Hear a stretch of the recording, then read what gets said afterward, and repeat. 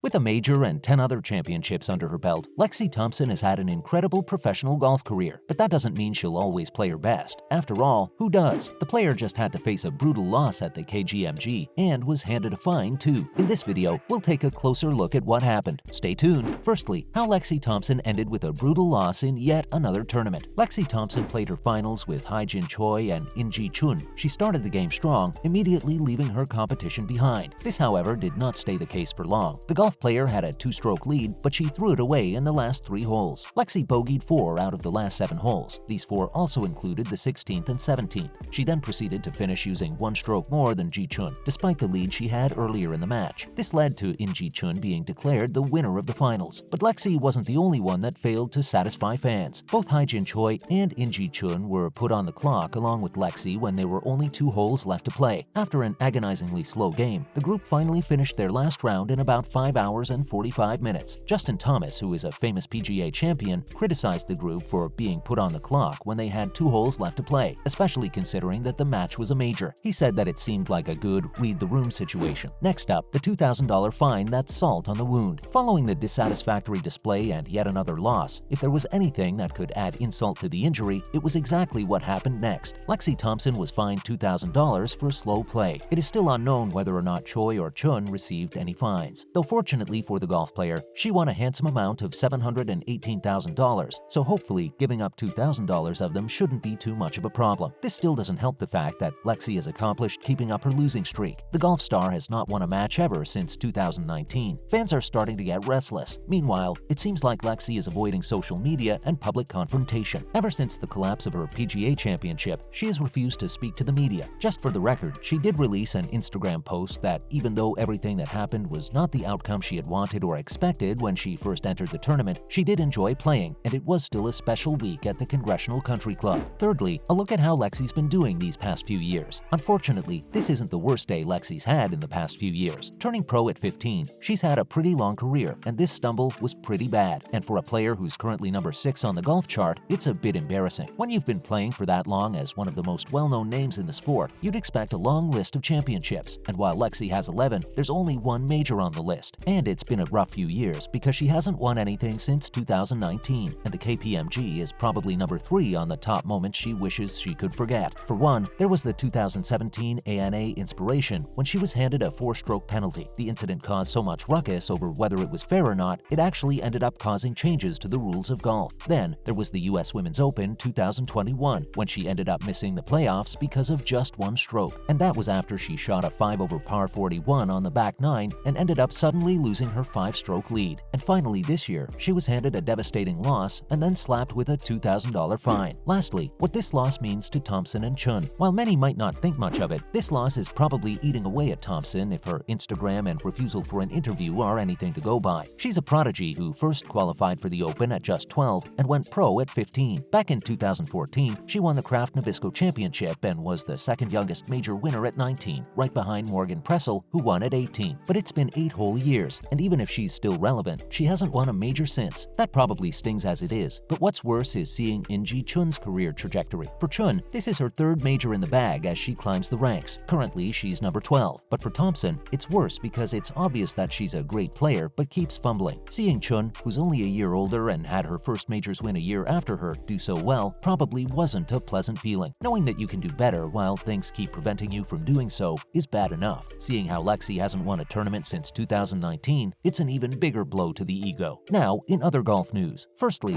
let's talk about how the KPMG purse increase is a big step for women's golf. It was announced by the LPGA in November that the 2022 season's 34 tournaments combined will have $85.7 million in prize money. This marks a new record for the oldest professional women's sports organization in the United States of America. This number includes purse increases added to 9 existing events, highlighted by the season-ending CME Championships' $5 million increase to a whopping $7 million, including $2 million which will be awarded to the champion. At the beginning of the month, players competed for a $10 million purse, double the prize money given in 2021 at the US Women's Open at Pine Needles, North Carolina. KPMG Women's PGA Championship will also be following in their footsteps. Since last year, the Congressional Country Club has also doubled its purse, taking it from $4.5 million to $9 million.